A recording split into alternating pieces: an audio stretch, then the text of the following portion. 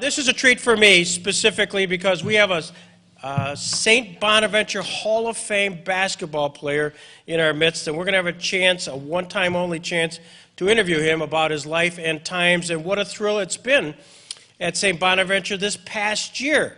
Two teams which were incredibly successful, and yeah, there we go, perfect. And we're equally honored to have here in our midst the athletic director of St. Bonaventure, Tim Kenney, and who's going to talk a little bit about St. Bonaventure, and then Paul and I will get started. So, Tim?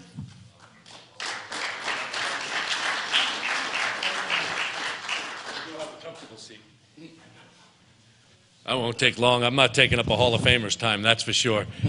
But once again, as Greg said, we're so thrilled to be here. From the university's standpoint, Jamestown, and I've said it before, we've been here a couple of times now, not just here at the center, but with Randy over at the Sports Hall of Fame. St. Bonaventure is not just the city of Olean.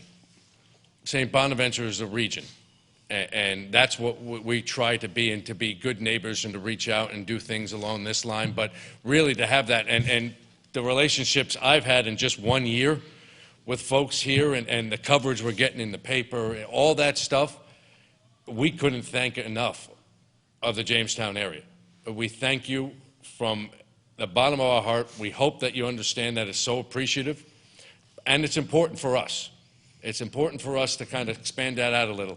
We were talking before, a couple of folks saying, my mantra has been, there's no more little old Bonas, right? We're better than that.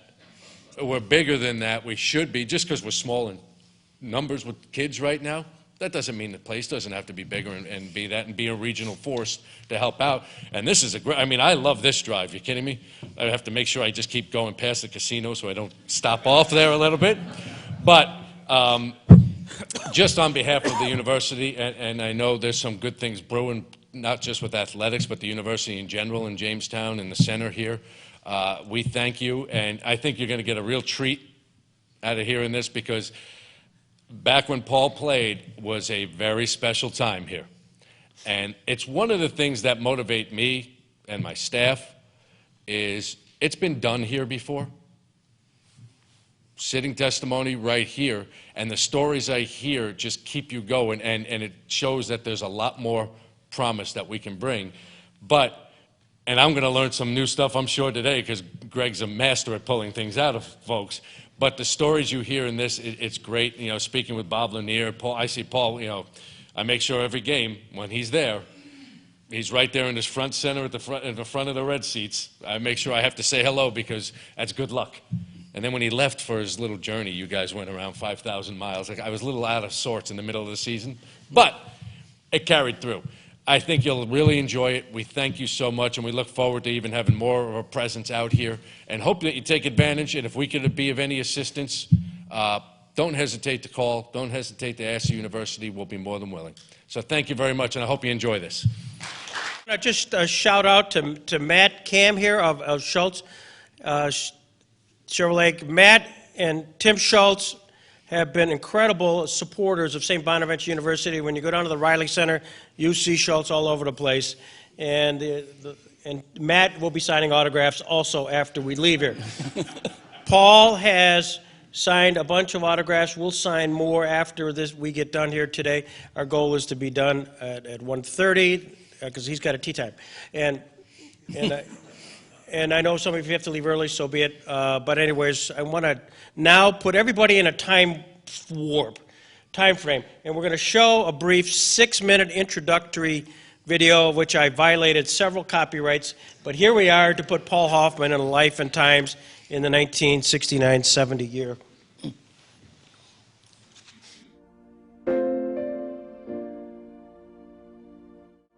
What epitomizes sports? For the fan, it is the memory. Games rolling into seasons. Two people sitting around arguing, what if? To the player, it is the moment. The moment when you are called on to perform. Olean, New York. In December of 1969, temperatures here were plummeting.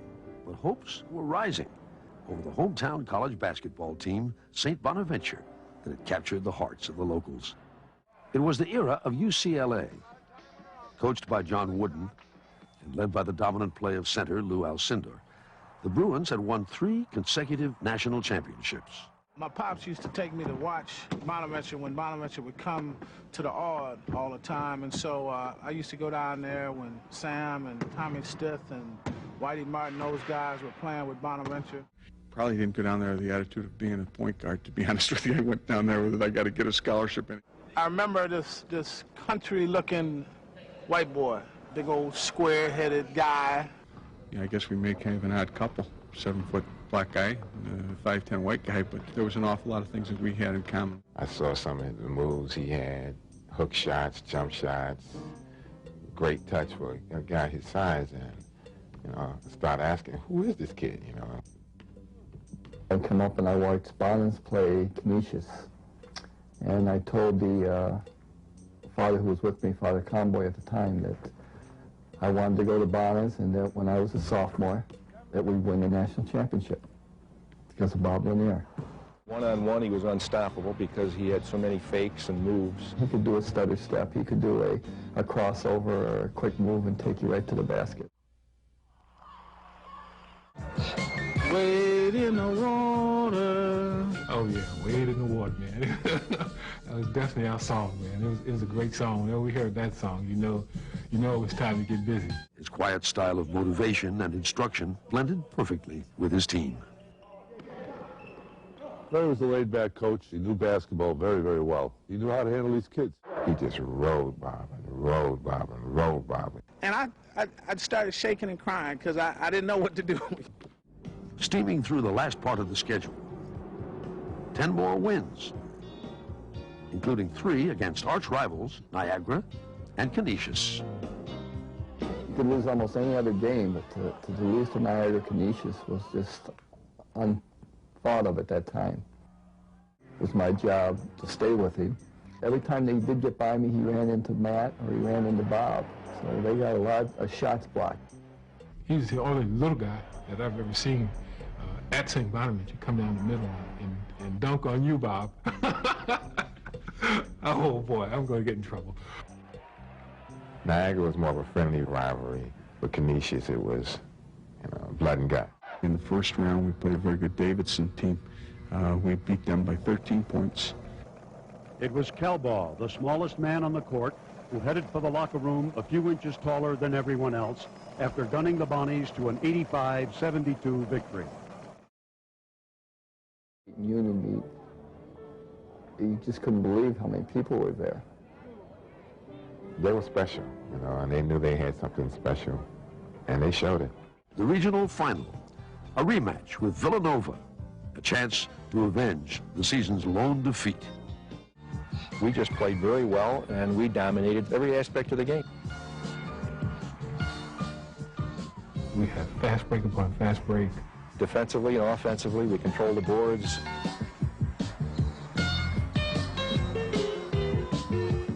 When we came down and set it up, we always scored. We gradually got to a 20-point lead and maintained it.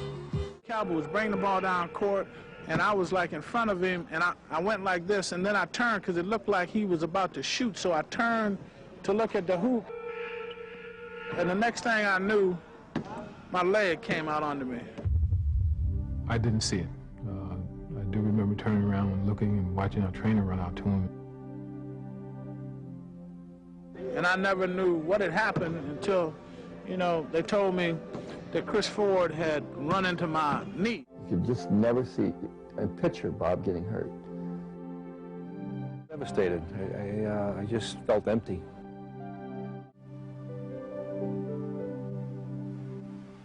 The Final Four, UCLA versus New Mexico State. Bonaventure would face Jacksonville, one game away from the finals. I didn't realize that, Artis Gilmore was as big as he was until I met him in the parking lot after the game. I mean, that's how much I was into the game, and that's how much I really wanted to win. They were playing their butts off. I mean, hustling, but you could see they were trying to climb this mountain. It was like, and they were like right to the peak of the mountain, and then You got to do it, boss, baby. In the second half, those two big old 7-foot guys just kind of like said, pa-pow, pa-pow. I looked around and Tommy was gone and Matt was gone and I'm standing back there guarding Gilmore. We were in trouble. I was fortunate enough, I had a steal. And I was going down the left side of the court. And I'm going here and there's a man angling me. And I can see the lights and I can see the refs.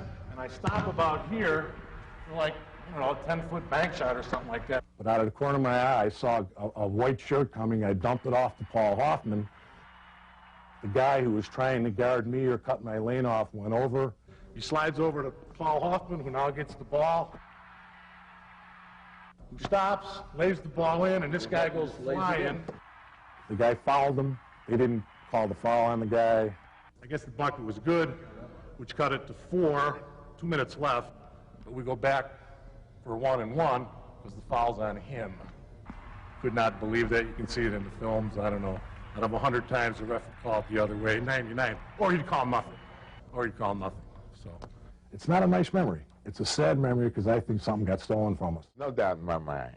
I mean, obviously, I'm supposed to think that way, but I truly believe that to this day. To one time feel that you are the best in the country, it's a very exhilarating feeling. You know it. You know, I mean, it's not a question that you think it, you know it. And the kids knew it. Happy ending is to be able to look back and hold your head up and say, I was there.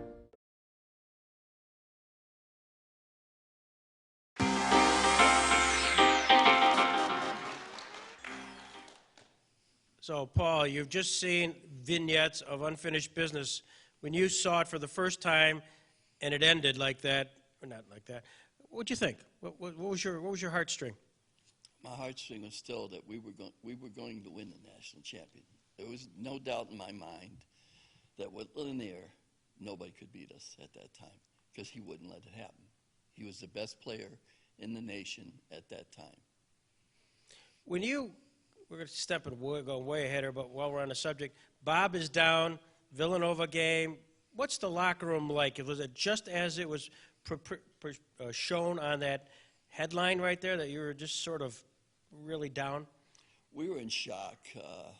You know, we just couldn't believe that he got hurt because he was our heart, and we followed anything he wanted us to do. We started that year with a sign in the locker room, and it said College Park, Maryland. Nothing else, College Park, Maryland. And we all knew what that meant. We were going to be there, and we were going to win the national championship. When you came from Scranton, Pennsylvania, is it St. Gabriel's? Actually, it's Hazleton and St. Gabriel's, yes. Yeah, close. Was St. Bonaventure on your radar screen? On my radar screen, at that point, I didn't even know where Bonaventure was. But the priest that had convinced me to come to St. Gabriel's and play there for 4 years had been a St. Bonaventure alumni. And he had come up to Larry Weasley before with a guy named George Raveling that went to Villanova and hurt Bonas for 4 years. And he says, I have a player as good as George, and you need to go down and see him. So Larry sent someone down to see me. To put this into perspective, St. Gabriel's was really a hotshot basketball powerhouse. At that point, yes. We had a guy by the name of Digger Phelps as a high school coach, as if some of you may know, was the head coach of the University of Notre Dame. And after him, we had a little All-American by the name of Jack Cryan, who both came from Ryder, and we won state championships for Digger and for Jack. When you came there, were you recruited from your home because you actually stayed with a family? Was that uncommon, where you actually got pulled into a community to play basketball? It probably was uncommon. I skipped about 55 school districts. But where I was it was a very small school. It was a school for boys. My dad had been one of the original orphans at the school, and he worked there, so I went to school there. And I started varsity ball as an 8th grader, and the school closed. So now, 9th grade, I have to go somewhere, and the school closest by had won maybe one game in 30 years. And I just wasn't going there. There was no way I was going to go there. So you actually went, and I see you stayed at the Vince Gallagher house. Yes. And how many years did you stay with them? 4 years. 4 years. So they really became your family. To me, they were definitely my mom and dad away from home, and their daughter, Kathy, became my sister. And at this point in time, she's the only living sister that I have. Yeah. So you're now through the process being basically recruited through a phone call or a conversation with Coach Wiese. What did you know about St. Bonaventure? Did you go on campus in your first time and it was Lanier there then? When I came to St. Bonaventure, I got lucky enough to come to a Canisius game. Ah. And I happened to see them play, and I watched Bob, and Father Comboy had brought me up, and as it said there, I told him, I says, I want to go there, and as a sophomore, I intend to start, and we're going to win a national championship because of Bob Lanier. Canisius. You saw what Gary said, I think it was Gary, about Canisius, Niagara. Was that true? We were taught that you never lost to Canisius, Niagara, because it was a mortal sin at St. Bonaventure to lose to Canisius and Niagara. The kids would never let you live it down, so you just never lost to them. And I didn't care which team had the best record. Those were great games because they played over their heads. Even if they had only won 2 games that year, they played over their heads when they played Bonas. So it was a fight from the beginning to the end.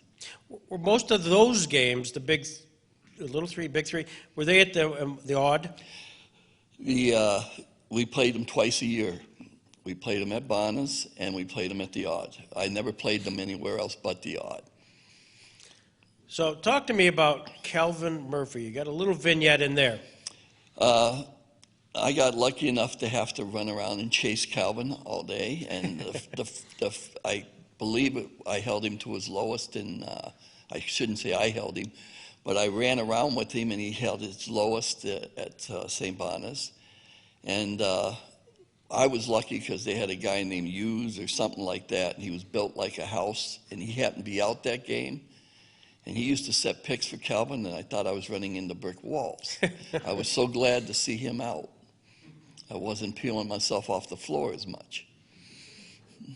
But, you know, that's your reputation. Coach Wiese talked about a guy who was willing to come to Bonaventure to not only defense, offense, dive for every ball humanly possible. You were just a mop in the sense you're on the floor constantly. We were taught to... In high school, we started pressing from the minute the ball went up in the air because I was the center, and I was a small center. So we had to make sure people didn't get the ball up the court. So we had to be very aggressive. I would go for any ball. I never saw a ball I shouldn't have. And every time it went up, I thought I should rebound it. So that's just something that was bred into me from an early age. So you came to Bonaventure in 68? Actually, 69. I graduated in 68. Okay. Now, was there a freshman team, or did you go right to varsity? There was no, you couldn't play varsity as a freshman back then. They had all those weird rules they took out. You couldn't dunk, and there was no three-point line. All that stuff wasn't there. So we had to play a freshman league, and I think we went 18-1 that year.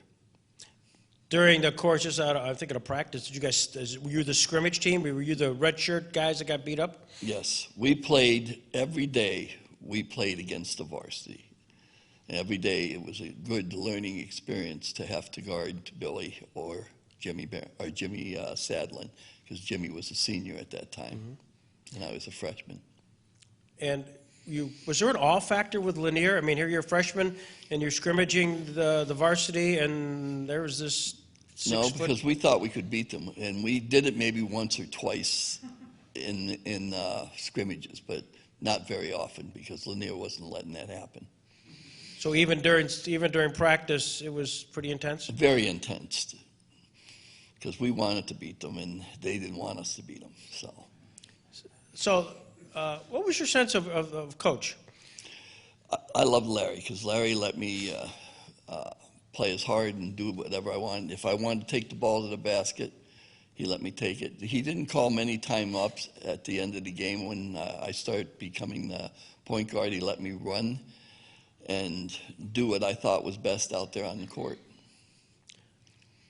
By the way, before I lose this particular little nugget of information you provided me, this is not your first time in Jamestown, New York. No. We came up here once during the summer with Billy, because he wanted to come up and see his future wife. And we stopped up here and called from a bar downtown, which I cannot remember. It's off my head. But Sharon's dad was very strict at that time, and it was like after 9 o'clock or so no way he was letting her out to be with us that night anyway. So we just came up here, had a couple drinks, and went back. So Billy Kelbaugh had all kinds of intentions to meet his girlfriend up here. You were used to bring him up here. Yep. And instead, he spent the evening with you. Yep. Can you imagine his disappointment? I would have been disappointed.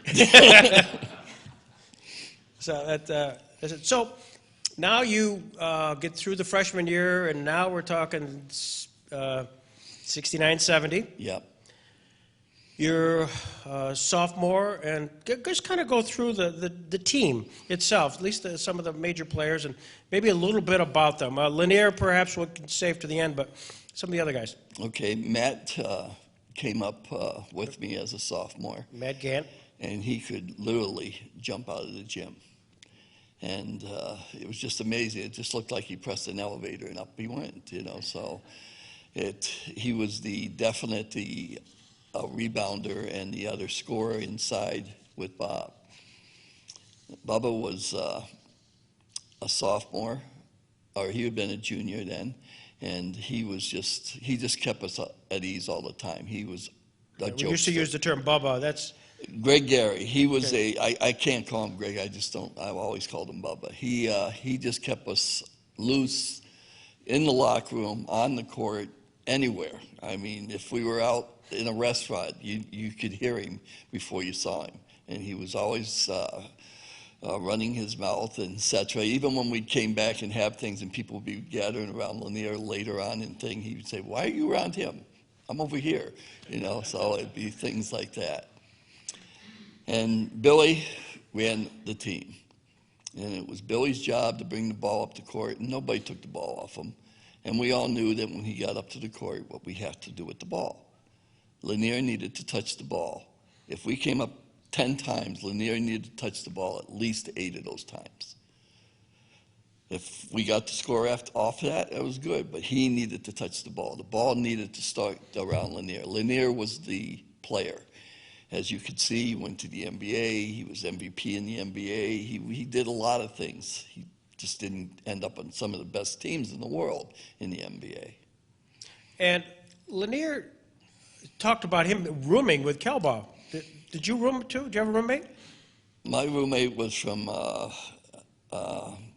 Hoboken, New Jersey, and he was probably not had anything to do with athletics. He was more of a student, which probably was good with him in there to help me out, to make me become a student somewhat, because I would rather play basketball than go to class.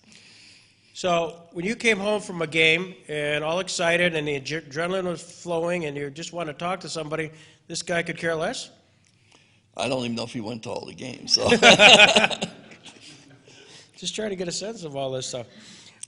So the starting lineup was really you, Billy, Greg, Matt, and Bob? Yes. Okay. And Mike Cole was the sixth man who we considered one of our shooters.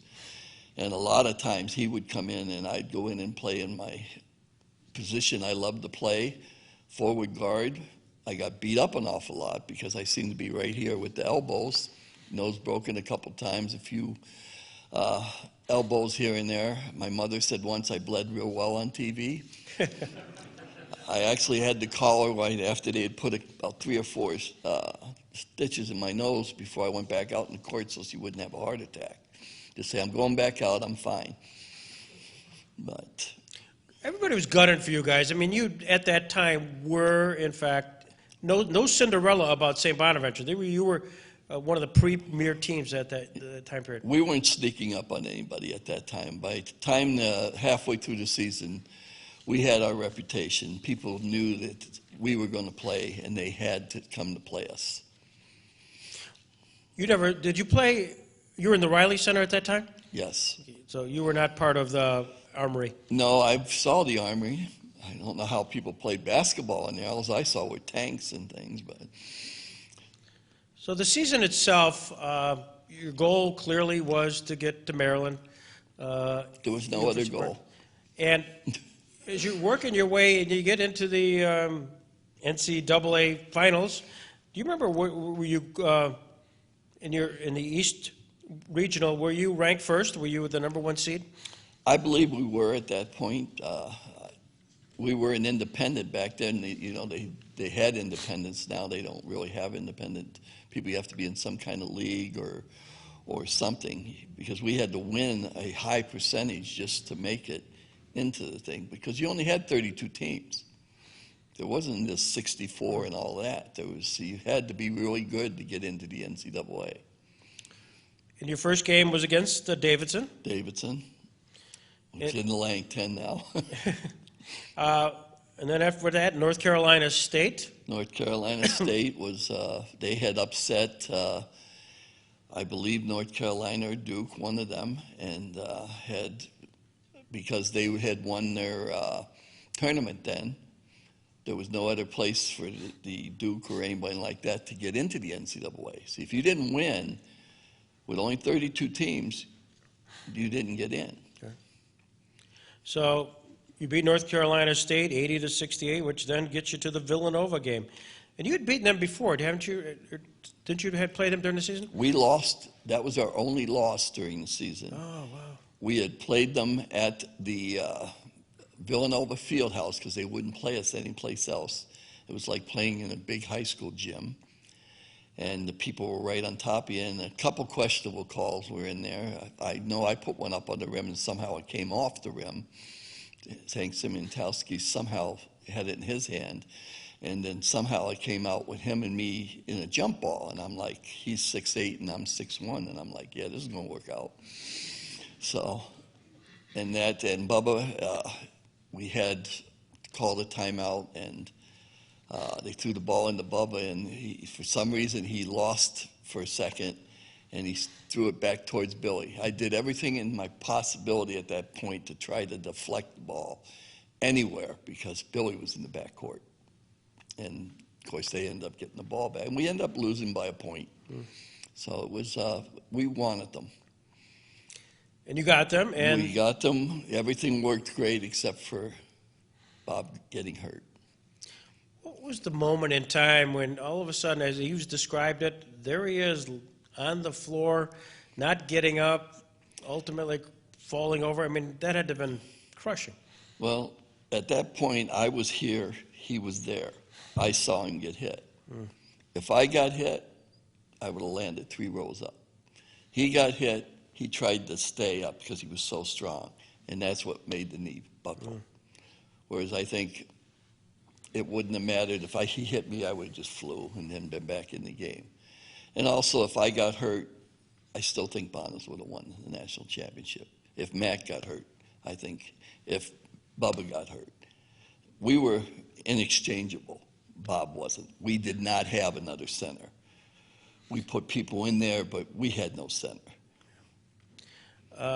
Matt Gantz's game, again, this is 1970 here, and we're watching television as most of the people gasped when Lanier went down, and then that game against Jacksonville and the 2 tall Twin Towers. Matt came out on fire. He hit a whole bunch of jump shots right in the beginning. I think he actually got the tip on Gilmore, which probably shocked Gilmore. But like I said, Matt could go up so quickly and so high. I think he just surprised them. But then after the whistle started blowing, I don't know exactly how many field goals we beat Jacksonville by, but they shot 30-some or more foul shots. And at the end, I looked around, like I said there, I'm guarding Gilmore. And that's because we had 5 guards suddenly out there. Gant was gone, Baldwin was gone, Cole was gone. There just was nobody left. And I think I had 3 or 4 fouls on me. And that was part of the strategy, was just to be so aggressive and just... We tried to, we went out there and we played as hard as we could, and we thought, we still believed that we could beat Jacksonville. I don't know about UCLA, but I believe we could have beat UCLA with Lanier. I know we could beat them with Lanier. But it just looked like the officials were saying it was going to be Gilmore against UCLA. There was no way we were going to make it, because that charge, if I charged people who knew me back then when I played, the guy would not have fell right there. He would have fell a long further than that. I would have plowed him without a doubt. Is that tough to watch? I mean, I get goosebumps.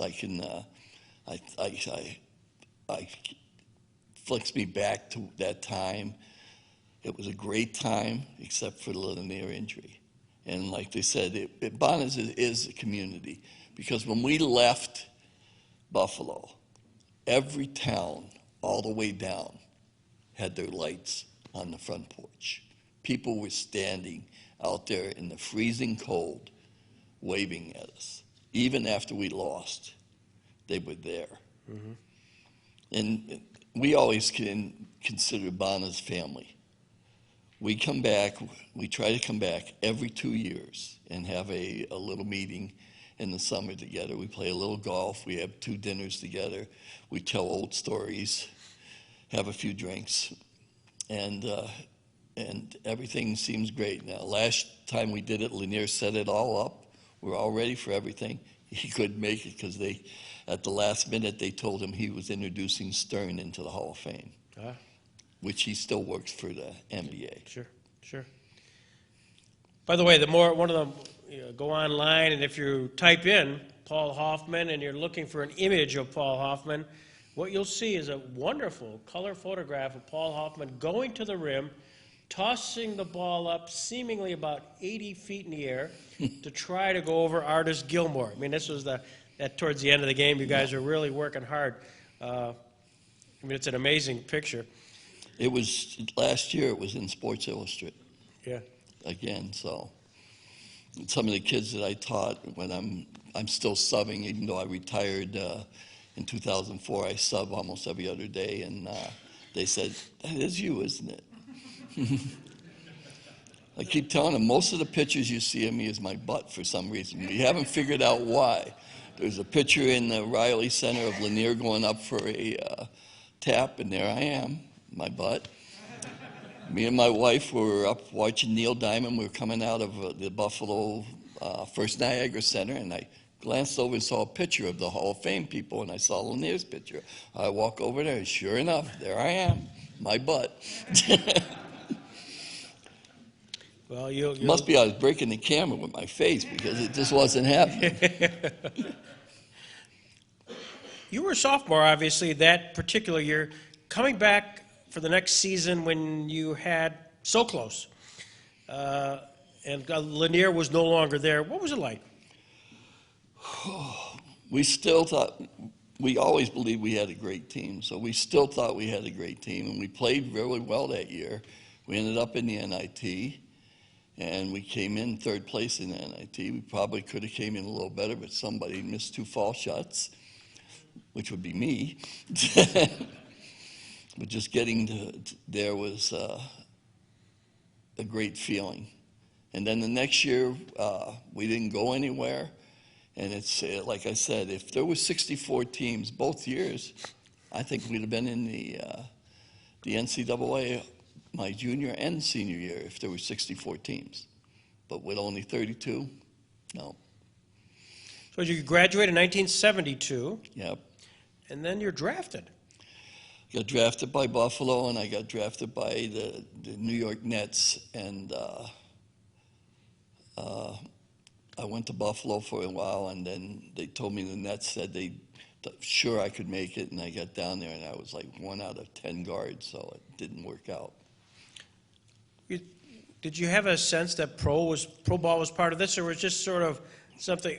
Well, I was, hoping to play pro ball. I always had that as an idea. My hero growing up was John Havlicek. I tried to watch everything he did because he just looked to me like a person that ran around the court constantly and dove for everything, and that was the idea I tried to follow.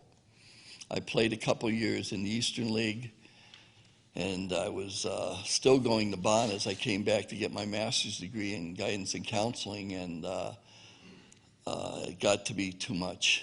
I was trying to travel 6-8 hours on the weekends and still get back and have a family and go from there, and it got to be too much. Do you follow the Bonnies now? I try not to miss a game. This year, we decided to make a trip, and we left in December and literally traveled a whole bunch of states and 5,000 miles. But every night that there was a game on, I was in front of my computer watching the game, and I try never to miss a game. And the last game before I left, I walked in the Riley Center, and I looked, and I just knew in my heart how bad I was going to miss not being able to walk into the Riley Center and look at it. Yeah. Well, it was a terrific year, kind of a bittersweet ending, but it was just a terrific year. Both teams did tremendous this year. Both coaches are great coaches and great persons. It's so hard to recruit the Bonnas because it's so small and where it's situated. So, you throw the Carrier Dome and say, here, you can play here or Riley Center. I still would love to see these people that they could become Tabanas, become a legend, become a Hall of Famer, or they can go to Duke and be the number 8 player or the number 6 player. To me, I don't see the idea. I would go to Bonnas again. I love the family. I love what goes on there. I'm sad to see Sister Margaret leave because she's such a great person there. Well, when you left, you had 1,103 points over 3 years. You were 62-17 during that time period, and the 7th leading scorer of all time at that time. And now you're a member of the St. Bonaventure Hall of Fame. Yes. That's pretty good company. Well, it would have been nice to have a 3-point line, but it's, and you have to look at it to the thing. Most of mine there is 3 years. Yeah. A lot of these people that are going past me now get to play 4 years. And if they only average 10 points a game, they're going to score more points than I am because they're going to play 40 or 50 more games. Right. That's 500 points if they only average 10 points. Well, it's remarkable. I'm going to give Scott Kimber, who's taking photos here, the last question. Scott, do you have a question here that I should have asked? Tell me something about Bob Lanier off the court. Bob Lanier off the court. Well, Bob is a jokester. He likes to do things that you wouldn't expect out of big. I can remember we were on an elevator, and we had Blazers back then that said SBU on. And this old lady was on there, and she was saying something to him. She said, well, what does that stand for? And he goes, Southern Baptist U. And I was like, okay, Bob. Because I wasn't going to argue with him. Was he a leader in the sense, a leader on the floor perhaps, but in the locker room, was he the rah-rah guy? He would get into us and tell us we weren't playing hard enough or to do this or try to do this. Both him and Billy were leaders. They were definitely our captains, and they should have been because they wore their emotions on their sleeves. Billy was talking about it, as did Bob, about Coach Weesey all over Bob all the time. This was just, we had played a game, and We had won probably by 10 or 12, and Larry didn't think we had played hard enough. So he went after the leader and laid into Bob to try and motivate the rest of us, because made us think that if you're going to get into him, what about us? So I think it was just a leadership thing by Coach to try and get Bob motivated. And it didn't take much to get Bob motivated. When he got in the Garden, he decided he should score 50 points. There wasn't anybody in the place that was going to stop him. That's why I think when we got to that finals, if he was there, and he's thinking in the back of his mind, 20 million or 30 million, and we give him the ball, he's going to put it in the basket. And it was a great motivation for him because he knew he was going to the NBA. But if he played even greater, he had more to negotiate with. They talk about home court advantage, and folks often talk about playing at the Riley Center, and that really was not only your home court, but it was just hard to beat you guys. I'd love playing in the Riley Center. These people, they don't understand when I say, you looked in the red seats, there was no empty seat. Everybody was there. We were the best show at that time, and people were there to see it. It was so cold out, people had to do something in the winter. They were all there. And they just wanted to see Bonas. And now I look there and they'll say it's sold out. No. I can still remember that Duquesne game, and I swear they violated all kind of fire rules because people were sitting in the aisles going up in the Reds. That place was just, there were so many of them. But everybody knew those Nelson twins were coming in, and I couldn't wait for them because I had a terrible hatred for them. We had a few discussions with elbows, and they were a little bigger than me, so they won most of the time, except when Lanier helped me out, which was great, except he did graduate as a sophomore, and they were juniors. And we played them down there. The Nelson twins, huh? Yeah, they won down there. They hit me many times. You don't see this, but his lips are pursing right now as he's talking. Yeah, they hit me a few times down there, and I remembered, and they kept saying every time, your buddy's not here to help you now. Mm. And I think even if I hit them with a chair, I wouldn't have hurt them. They were so big.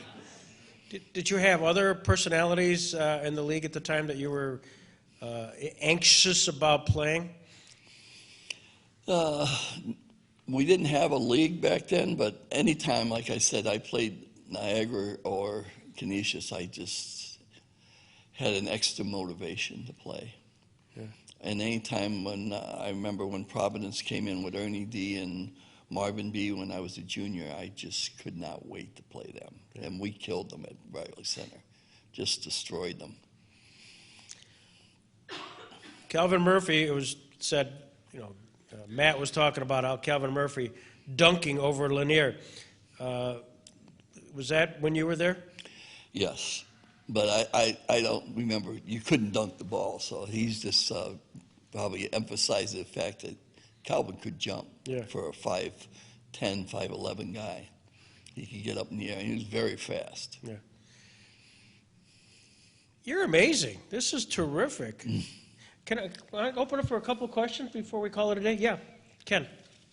Do you shoot around now, or do you coach it? I've retired from just about anything with a basketball because I'm afraid to do anything. Because anytime I get out on the court, I get competitive. And we were doing something like a volleyball thing, and it was a community thing. And my one twin daughter was there. And the ball went up at the net, and I went up way up in the air, and I went to spike it. And as I hit it, I thought to myself, what is wrong with you? You have to land now. And a lot of that's fine, except that I have both my hips have been replaced. So I have all these screws in them, and my knee has to be replaced one of these days. And it's like, I really don't need to be doing anything. So I'm afraid to get competitive. I know if I pick up a basketball, I can't just shoot with it. If I start playing, then something's going to happen. And it's probably me getting hurt. Okay. Was there ever any thought on the team or by you that